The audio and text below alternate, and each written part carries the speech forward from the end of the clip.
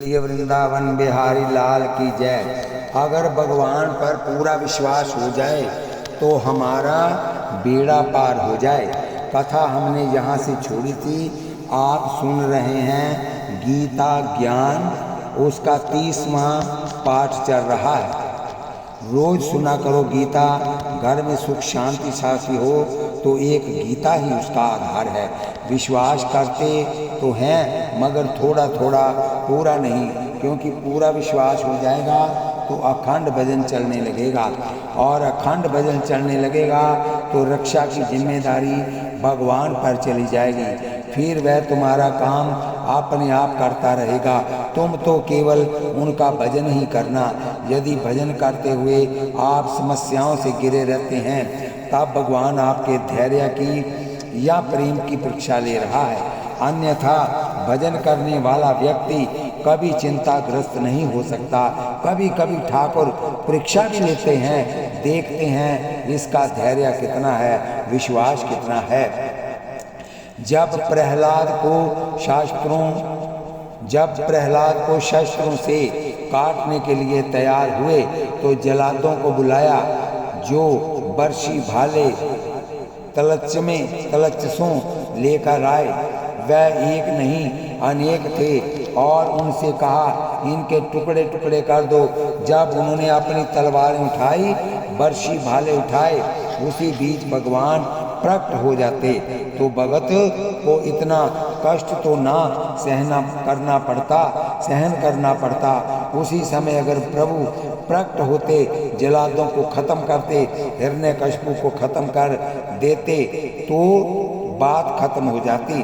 फिर आरी से कटवाने का प्रयास, तेल के कड़ाही में डाला गया, फिर गर्म खंबे से चिपकाया गया, फिर जहर पिलाया गया, सर्पों से डसाया गया, हाथी के पैर के नीचे दबाना चाहा, जल में डुबोना, पहाड़ से गिराना, इतना सब कुछ होता रहा और ठाकुर कहाँ बैठा है चुपचाप, जो आ नहीं रहा। बोले ठाकुर दुनिया के भक्तों को ये बताना चाहते हैं कि यह दुनिया के साध को देख लो, एक 5 वर्ष के बच्चे पर कितना भीषण विपत्तियां आ रही हैं, उनको मरवाने के लिए कितने उपाय किए जा रहे हैं, लेकिन प्रहलाद का विश्वास अटल है। उसका भजन बराबर बढ़ता ही जा रहा है, घटने का नाम ही नहीं ले रहा। जितना उसको परेशान कर रहे हैं उतना ही उसका भजन बढ़ रहा है। हर मुसीबत को, हर संकट को भगवान का प्रसाद मानकर मुस्कुराता हुआ झेल रहा है। और जब सारे उपाय कर चुका हिरण्यकशिपु, अंत में भगवान प्रकट हुए। प्रभु दुनिया को ये दिखाना चाहते हैं मेरे भक्त संकटों से घबराता नहीं। जो संकट से घबरा गया वह मेरा भक्त नहीं। ना तो मूर्ति पूजा से कष्ट होता है, ना भजन से कष्ट होता है। कष्ट तो तुम्हारे पुराने जन्म के किए कर्मों का फल होता है, और वह प्रारब्ध में आ गया है तो वह भोगना ही पड़ता है। प्रारब्ध बिना भोगे नहीं कटता, ये बात अच्छी तरह समझ कर रखो। कर्म 3 प्रकार के होते हैं, प्रारब्ध, संचित और क्रियामान। बीते हुए अरबों जन्मों में हमने जो पाप किए हैं वह संचित कहलाते हैं। जैसे दुकानदार व्यापारी अपने गोदाम में बहुत सारा माल रख लेता है और फिर थोड़ा थोड़ा निकाल कर बेचता रहता है, इसी तरह अरबों जन्मों के पाप जो हमारे संचित हैं, एकत्रित हुए हैं, वह संचित कहलाते हैं। क्रियामान वह है जो आज हमारे द्वारा हो रहे हैं। और प्रारब्ध क्या है? बोले संचित से, जैसे गोदाम से कुछ लाकर दुकानदार दुकान में रख लेता है, उसी तरह ब्रह्मा जी ने संचित से थोड़ा सा पाप पुण्य निकाला, उससे तुम्हारा शरीर बना दिया। इस शरीर में इतने पुण्यों का इतना सुख और इतने पापों का इतना दुख भोगना ही पड़ेगा। अब वह जो प्रारब्ध में आ गया, भजन करो या ना करो, वह तो तुम्हें भोगना ही पड़ेगा। अभी तो थोड़े दुख आए हैं, वह जो संचित को दाम में रखे हैं, जब उनका फल भोगना पड़ेगा तो पता नहीं आगे कुकर सुकर कीट पतंग क्या क्या बनोगे। इसलिए भजन करके करोड़ों जन्मों के संचित को जलाओ। इन पापों को जलाना है तो हर वक्त भजन करना है। भजन करके वर्तमान जीवन में जो हमसे गलतियां हुई हैं उनको खत्म कर दो, और प्रारब्ध में जो हो चुका है उसको भोग करके खत्म कर लो। तीनों से मुक्त हो जाओगे तो भगवान का दर्शन हो जाएगा, तुम्हारा मानव जीवन सफल हो जाएगा। इसलिए भजन करो। भगवान कृष्ण कहते हैं, अर्जुन जिन लोगों ने मेरा सहारा लिया वह पाप जोनी भी पापों से मुक्त हो जाते हैं। स्त्री वैश्य शूद्र सब मुक्त हुए हैं। फिर ब्राह्मण और क्षत्रिय की तो बात ही क्या है। ये तो पुण्य शरीर आत्मा है। ज़्यादा पुण्य होगा तो ब्राह्मण का शरीर मिलता है, उससे कुछ कम होगा तो थोड़ा पाप मिश्रित तो क्षत्रिय का शरीर मिलता है, उससे भी कम हो तो वैश्य का मिलता है, उससे भी कम होंगे तो स्त्री और शूद्र का, उससे भी कम पुण्य होगा। और पाप ज़्यादा होगा तो कुकर सूकर कीट पतंग और पशु पक्षी बनोगे। भगवान कृष्ण कहते हैं, अर्जुन यदि ब्राह्मण क्षत्रिय ये मेरा भजन करें फिर तो कहना ही क्या, क्योंकि ये तो पहले से ही शुद्ध है। थोड़ा सा भजन और कर ले तो मुक्त हो जाएगा। ऐसा करो अर्जुन, मन मना भव, तुम अपना मन मुझ में लगाने वाले बनो। भक्त मत भक्ता, मेरे भक्त बनो। मध्याजी मेरी पूजा करो और मुझको ही नमस्कार करो। इसका फल क्या होगा? बोले अंत में तुम मुझको ही प्राप्त हो जाओगे, क्योंकि तुम सदा मेरे परायण हो। जो मेरे परायण होकर जिएगा वह अंत में मुझको ही प्राप्त कर लेगा। देखो हमारे यहाँ की एक पद्धति है कि यदि एक बात को बार बार कहा जा रहा है, कहते हैं उस बात का ज़्यादा महत्व है, उस बात पर ज़्यादा गौर करना चाहिए। बोलिए वृंदावन बिहारी लाल की जय। 9वें अध्याय का 34वां और 18वें अध्याय का 65वां श्लोक आप देखेंगे तो वही के वही शब्द आपको मिलेंगे। एक आध शब्द को छोड़कर पूरे का पूरा वही श्लोक। क्या मतलब हुआ?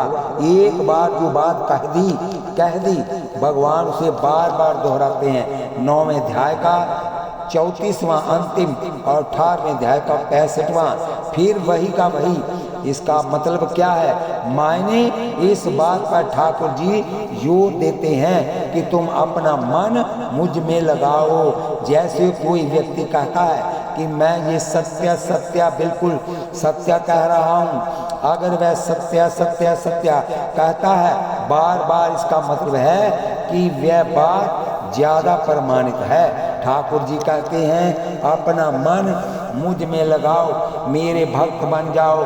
भक्त का क्या मतलब होता है? जिससे प्यार हो जाए, आप उसके भक्त। अगर आपका पत्नी से बहुत ज़्यादा प्यार है तो आप पत्नी के भक्त हो।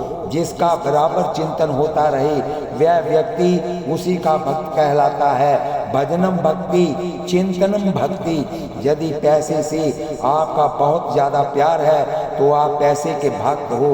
यदि आपका मन सदा पैसे में लगा रहता है तो आप पैसे में मन लगाने वाले हो। मन मना भगवान कहते हैं संसार में मन को मत दौड़ाओ।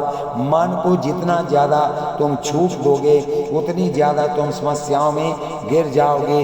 मन का स्वभाव है गड़े मुर्दे उखाड़ते रहना, पुरानी बातों को तुम्हारे दिमाग में लाला कर तुम्हारे अंदर तनाव पैदा करना, ये मन का स्वभाव है।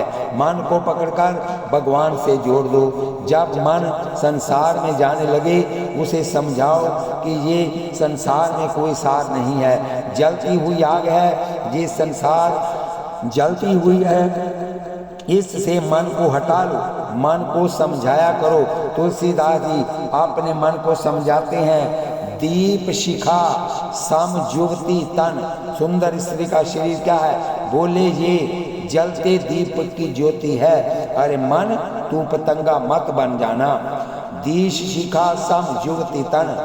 मन जनी होसी पतंग, अरे मन उसमें तू पतंगा मत बन जाना। तो क्या करूं मैं? मन ने पूछा, बोले भजहि राम तजी काम, मद करहि सदा सत्संग। अपने मन को समझाओ, मन मना भव मद भक्तो, मुझ में मन लगाने वाला बन। अभी तो स्वाद नहीं मिलेगा, लेकिन यदि बराबर मन लगाए रहेगा मुझ में तो आगे चल के स्वाद भी मिलने लगेगा। मद भक्ता मेरा भक्त बन जा, मध्यादि मेरी पूजा कर। भगवान कहते हैं मेरी पूजा कर।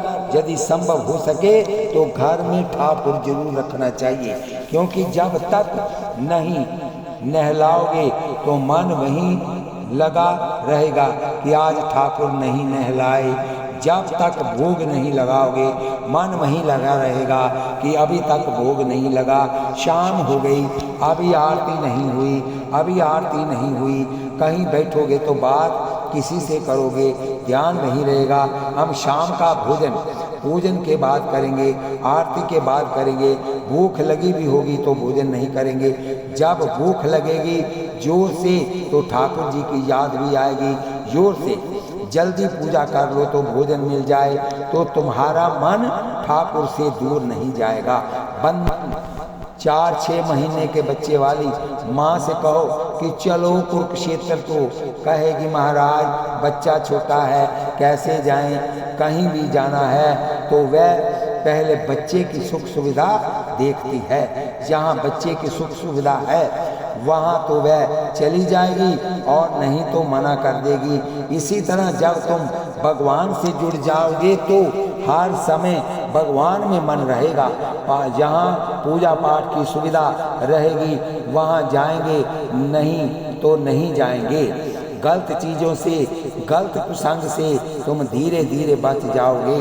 परमात्मा में मन लगाना, परमात्मा के भक्त बनना और परमात्मा की पूजा करना और परमात्मा को नमस्कार करना। अब कितनी बातें हो गई? 4। माँ नमस्कुरु, माँ नमस्कुरु का क्या अर्थ हुआ? किसी को भी नमस्कार करो, ये मानकर नमस्कार करो कि इसके अंदर मेरा वंशी वाला बैठा हुआ है। कुछ लोग इसका अर्थ लगाते हैं कि केवल कृष्ण को ही प्रणाम करना, राम को, शंकर को, दुर्गा को और किसी को प्रणाम नहीं करना। भगवान कहते सबको प्रणाम करना है। जैसे एक लड़की का पति है और वह पूरे परिवार का काम करती है, सास के लिए, ससुर के लिए, देवर के लिए, जेठ के लिए, लेकिन उसका मन अपने पति में ही रहता है। सबको नमस्कार करना है। औरत का पति एक ही होता है, उसका मन उसी में ही लगता है। इसी प्रकार आप एक भगवान को अपने भीतर बसाइए और बाकी जितने भगवान, जितने स्वरूप हैं, जितने नाम हैं, ये सब उसी जिसको आप मान रहे हो उसके ही रिश्ते नातेदार हैं। सही अर्थ यही है कि कुत्ते को भी प्रणाम कर लो, ये मानकर कि इसमें हमारे भगवान श्री कृष्ण विराजमान हैं। हम कृष्ण को प्रणाम करते हैं तो कुत्ते को प्रणाम करने में भी तुम्हें कोई पाप लगने वाला नहीं है। और गीता में लिखा है ये तो सुनी मायने कुत्ते में, सुपान मायने चंडाल में। कुत्ते और चंडाल में भी जो परमात्मा को देखता है वही समदर्शी है, वही पंडित है। समस्त प्राणियों में मेरा निवास है, ये भगवान की गीता है। हम अपने दृष्टिकोण थोड़ा व्यापक बनाएं। कुछ लोग वो हैं जो भजन पूजन करते ही नहीं, कुछ वो हैं जो भजन तो करते हैं लेकिन उनका दायरा संकुचित हो चुका है। सिख भाई हैं वह गुरुद्वारा और ग्रंथ साहब को छोड़कर और कहीं नहीं जाएंगे। ईसाई हैं वे अपने चर्च और गार्ड को छोड़कर और कुछ नहीं मानेंगे। खुदा अल्लाह वाले पश्चिम की ओर मुख करके अपनी नमाज पढ़कर और कुछ नहीं मानेंगे। लेकिन गीता ऐसी नहीं कहती। गीता तो कहती है यहाँ तुम प्रणाम करो, उन सब में मुझको देखते चलो और प्रणाम करते चलते जाओ, कोई फर्क नहीं पड़ने वाला है।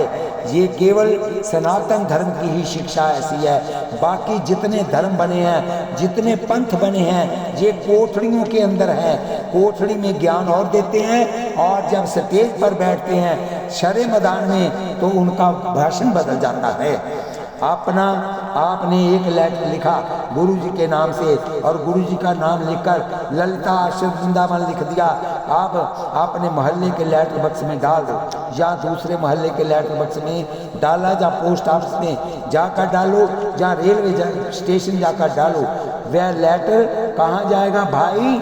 ऐसा तो नहीं है कि अपने मोहल्ले को लेटर बक्स में डालें तभी पहुँचेगा।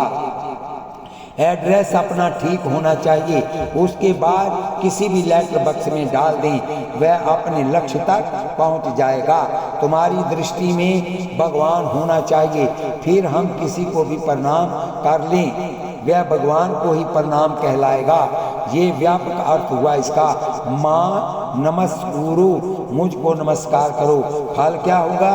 ये 4 कार्य करने का। बोले मामे वैश्यंसी, तू मुझको ही प्राप्त हो जाएगा, क्योंकि अब तो तू जोगी हो चुका है, निरंतर मेरा ही चिंतन करता है, इसलिए मेरी प्राप्ति होगी। 9वां अध्याय भगवान का हृदय है। हृदय बीज में होता है। 18 अध्याय में 9वां अध्याय भी बीज में होगा। हो गया, मुझे नमस्कार करो, उसका फल ये होगा कि तुम मुझे प्राप्त हो जाओगे। जो ईश्वर के परायण हो गया, ईश्वर के आश्रित हो गया, परमात्मा के शरणागत हो गया, बस उसका मानव जीवन सफल हो गया। लेकिन ईश्वर की परायणता हृदय शुद्धि के बिना हो नहीं पाती, और हृदय की शुद्धि धर्म का आचरण किए बिना नहीं हो पाती। धर्म का आचरण करना, भगवान का चिंतन और सत्संग करना, उससे जब हृदय पूर्ण शुद्ध होगा तो परमात्मा पर पूर्ण विश्वास हो जाएगा, और जब परमात्मा पर पूर्ण विश्वास होगा तभी ये क्रियाएं आपके द्वारा संभव हो पाएंगी। अपने आप को जिसने मुझे समर्पित कर दिया, भगवान कृष्ण कहते हैं मेरे प्रति समर्पण का भाव जाग उठा, वह मुझे ही प्राप्त हो जाता है। 10वें अध्याय में भगवान कृष्ण ने कहा, अर्जुन हम तुमको एक और सुंदर बात सुनाते हैं। भगवान कहते हैं, भूयो शब्द का अर्थ होता है पूना। मैं तुमसे पूना एक बात कहना चाहता हूँ, मेरे इन वचनों को जरा ध्यान से सुन लेना, और इसलिए सुना रहा हूँ क्योंकि तुम मुझसे बहुत ज़्यादा प्यार करते हो। पुत्र भले ही माता पिता को बहुत ज़्यादा ना मानता हो, औपचारिकता के रूप में सामने आ जाए, आंसू बहाने लगे, तो भी माता पिता उसे नेक सलाह देते हैं। फिर जो अत्यंत निष्ठावान पुत्र हो, उसके लिए तो कहना ही क्या है। मैं तुम्हें गुप्त से गुप्त, बढ़िया से बढ़िया बात सुना रहा हूँ। पारत उन्हें तुम श्रवण करो, गुप्त रहस्या मुझे तुम क्यों सुना रहे हो? अर्जुन ने कहा, तुम मुझे बहुत ज़्यादा प्यार करते हो। बच्चा छोटा खेलता है, टीवी देखता है, माता पिता उसके हित के लिए कहते हैं बेटा खेल कूद से कोई लाभ नहीं है, पढ़ो लिखो लायक बनो। ये माता पिता सलाह क्यों दे रहे हैं? बोले हित काम्य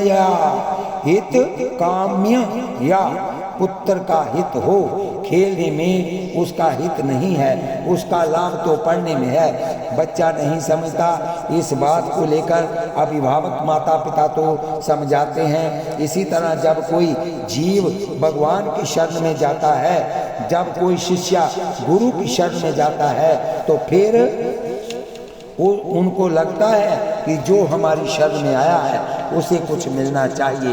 देखो पार 33 करोड़ देवता है, 33 कोटि, लेकिन मुझे कोई नहीं जानता। मुझे 33 करोड़ देवताओं में से कोई नहीं जानता। बड़े बड़े हैं, महर्षि हैं, ये संसार है, इन सब को मैंने ही पैदा किया है। समस्त ऋषियों का, समस्त देवताओं का आदि कर्म मैं हूँ, तो मुझे क्यों नहीं जानते? बोले देखो अर्जुन, पिता के जन्म को पुत्र कैसे जानेगा? मैं सबका पिता हूँ, मैंने सबको पैदा किया, तो सब मुझे कैसे जानेंगे, मेरे आदिपन को कैसे जानेंगे। मैं सब देवताओं का आदि हूँ, प्रारंभ हूँ। ये सृष्टि जहाँ से प्रारंभ हुई उसका आदि मैं हूँ। समस्त ऋषियों महर्षियों को यदि कारण मैं हूँ। जो व्यक्ति मुझे अजन्मा और अनादि मान लेता है और समस्त संसार को ईश्वर मान लेता है, बड़ी सुंदर बात ठाकुर कहते हैं, वह कभी मोह में नहीं फंसता और शरीर छोड़कर वह मुझे ही प्राप्त करता है और समस्त पापों से मुक्त भी हो जाया करता है। जिसने भगवान को आदि माना, आज माना, अनादि माना, ऐसा जीव परमात्मा का चिंतन करेगा और सर्व पापयः परमुच्यते, और समस्त पापों से मुक्त हो जाता है। इसमें और लंबी बात है। मैं सबका आदि हूँ, सब मुझसे उत्पन्न हुए हैं। इसे थोड़ा और विस्तार से सुनो और समझने की कोशिश करो। जैसे घड़ा मिट्टी से पैदा होता है और घड़े में मिट्टी होती है, हर घड़े को देखकर मिट्टी याद आ ही जाती है कि ये घड़ा मिट्टी का है। तो जैसे घड़ा देखकर मिट्टी याद आ जाती है, क्योंकि घड़ा मिट्टी से बना है। ये सारा संसार मुझसे बना है। जब ये बात तुम्हारी समझ में आ जाएगी, हर व्यक्ति को देखते हुए मेरा स्मरण तुम करते रहोगे, तो समस्त पापों से मुक्त होकर तुम मुझे प्राप्त हो जाओगे। इसका विशेष अर्थ हुआ, यदि आप मंदिर में भगवान को मानोगे तो मंदिर में कितनी देर बैठोगे, आधा घंटा, 1 घंटा, 2 घंटा, आखिर तो आपको संसार में व्यवहार करना है, व्यापार करना है। सारा दिन तो आप मंदिर में नहीं बैठ सकते और भगवान को अपने केवल मंदिर में माना है, तो अखंड चिंतन कैसे कर पाओगे। ये बात बुद्धि में बिठानी चाहिए कि सबकी उत्पत्ति भगवान से हुई है। इसका मतलब कि सबके अंदर भगवान है। थोड़ा और समझो बात को। कारण सदा कार्य के साथ रहता है, थोड़ा कठिन है। गीता तो बुद्धिजीवियों के लिए है ना भाई, किस्से कहानी तो इसमें होते नहीं। जिनके अंदर बुद्धि हो वह गीता सुनते हैं। देखो, कारण सदा कार्य के साथ रहता है। अब कारण और कार्य भी आप नहीं समझ पाओगे।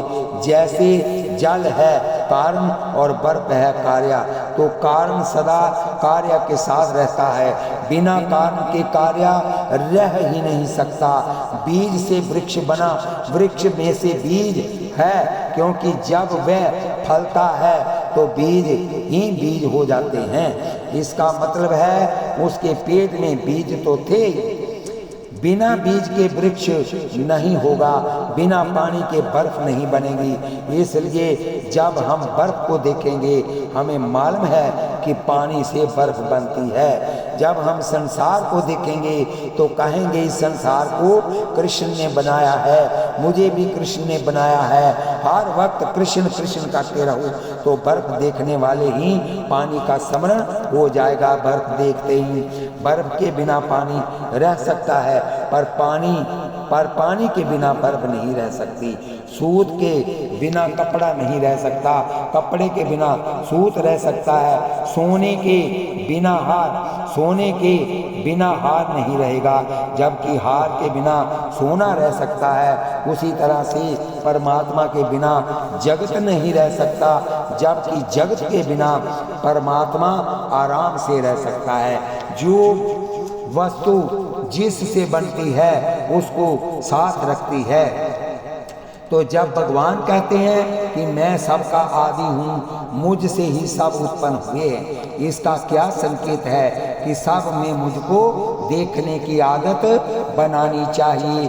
मैं सबके अंदर हूँ, सब मेरे साथ रहें या ना रहें, लेकिन मैं सबके अंदर हूँ, रहता ही हूँ। ऐसा भाव बनाओ। कुछ दिनों बाद आप देखेंगे कि आपका हृदय प्रकाश से भर रहा है, शांति से भर रहा है। इस दुनिया में फिर आप किसी के साथ राग द्वेष नहीं करोगे, छल कपट नहीं करोगे, वैर भाव नहीं करोगे।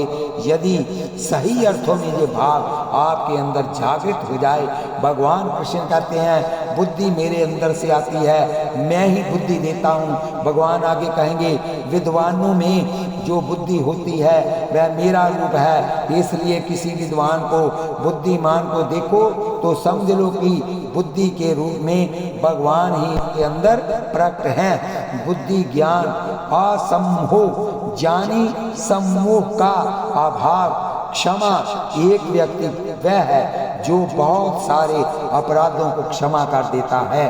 दूसरा वह है जो जरा सी बात सुन लेता है वो एकदम क्रोध में आ जाता है, और जब तक बदला ना ले ले तब तक चैन से नहीं बैठता। तो क्षमा के रूप में भी भगवान ही आपके अंदर प्रकट होते हैं। क्षमा सत्यम दमहा क्षमा, इंद्रियों का दमन करना और मन को समता में रखना, सुख दुख भवा उत्पत्ति और अभाव, भय और अभय, अहिंसा समता तुष्टि तप दान यश अपयश, ये सब के सब मुझसे ही उत्पन्न होते हैं। क्योंकि जब मैं सबका आदि कारण हूँ तो वस्तुएं उत्पन्न हो रही हैं, मुझसे ही हो रही है, मेरे द्वारा ही हो रही हैं। यदि हम ये मान लें कि दुख भी ईश्वर से आया है तो हम दुखी क्यों हों? ये तो भगवान का प्रसाद है। नारद पंचरात्र में एक बड़ा सुंदर श्लोक मिला, सुनेंगे आप। उसमें लिखा है मायने अगर आपको देश छोड़ना पड़े, आपका अपमान हो, शरीर में ज़्यादा रोग लग जाए, आपके धन का नुकसान हो जाए, परिवार के लोग या समाज के लोग आपका अपमान करने लगे, किसी भी प्रकार की महान व्याधि आपके जीवन में आए, तो भगवान कहते हैं समझ लेना कि इस व्यक्ति पर मेरी विशेष कृपा हो गई है। देखो पाकिस्तान जब छोड़ा लोगों ने बड़ा दुख हुआ, लेकिन हिंदुस्तान आने के बाद लगा ठाकुर तुमने अच्छा किया, आपने अपने पास हमें बुला लिया, तीर्थों में बुला लिया, वहाँ की घुटन से हम बच गए। वहाँ तो ऐसे रहना पड़ रहा है जैसे विभीषण रह रहे थे। सुनो पवन सुत रहनी हमारी, जिमी दस नहीं महु जीव बिचारी। यहाँ आए भगवान ने उन्हें बढ़िया कोठी दे दी, कार दे दी, दुकान खेत सब मिल गया। कुछ लोग कुरुक्षेत्र में आकर बस गए, कुछ हरिद्वार बस गए, कुछ वृंदावन में बस गए, कुछ इनके आसपास आ गए। 2-3 घंटे में पहुंचने के लिए पहले जो कड़वा लग रहा था आज वह मीठा लग रहा है। ईश्वर जो करता है वह आपके साथ अन्याय नहीं बल्कि न्याय करता है। आप समझ नहीं पाते हैं उसके रहस्य को, इसलिए आप घबरा जाते हैं, बेचैन हो जाते हैं। भगवान कहते हैं सुखम दुखम देखो, ये लिखा है 4 श्लोक में। आपको सुख मिला है, आपको दुख मिला है, आपको मान मिला है, हानि है या लाभ है, आपको बुद्धि मिली, ज्ञान मिला, ये सब भगवान से ही आ रहा है। अगर आपके पास जल रहा है, अगर आपके पास जल रहा है तो जल का स्रोत तो कहीं होगा ना, पावर आ रहा है तो पावर हाउस भी कहीं होगा। आनंद आपको आ रहा है तो आनंद का भी कोई केंद्र होगा। आनंद का केंद्र तो मेरे भगवान आनंद कांत श्री कृष्ण है। बताओ आप बोले गाय में दूध कहाँ से आ रहा है? भैंसों में दूध, माताओं में दूध। अगर इसमें दूध है तो इसका मतलब है कि कहीं से तो दूध आ रहा है। बादलों में यदि पानी आ रहा है तो वो उसका कहीं स्तोत्र है। आपके जीवन में व्यवहार में जो जो आ रहा है वह सब का सब किसी मूल स्रोत से आ रहा है, परमात्मा से आ रहा है। ये जो ऋषि पैदा हुए हैं, सनक, सनंदन, सनातन, संत कुमार आदि 9 ऋषि हुए, 14 मनु हुए, ये सब मुझसे ही उत्पन्न हुए हैं। जिसने जिनसे ये सारा संसार भर गया। मुझसे हुए ऋषि और ऋषियों से हुए आगे ऋषियों की संतानों से, तो हम ऋषियों की संतान हैं। ऋषि पैदा हुए भगवान से, इसका मतलब सबके अंदर परमात्मा है। अरे भाई, यदि धागे से कपड़ा बनेगा तो कपड़े के अंदर धागा रहेगा ना। इसी प्रकार भगवान से सब बने हैं, इसलिए सबके अंदर भगवान है। संतों ने जो लिखा, इस रहस्य को समझकर लिखा है कि जो सब उसी से प्रकट हुए, तो सब में वह समाया हुआ है। सब कुछ ईश्वर है। जब आपकी दृष्टि ईश्वर में हो जाएगी, सब में ईश्वर का आभास होने लगेगा, तब फिर आप निश्चिंत हो जाओगे। किसी का भी स्मरण हो कि उसमें भी भगवान है,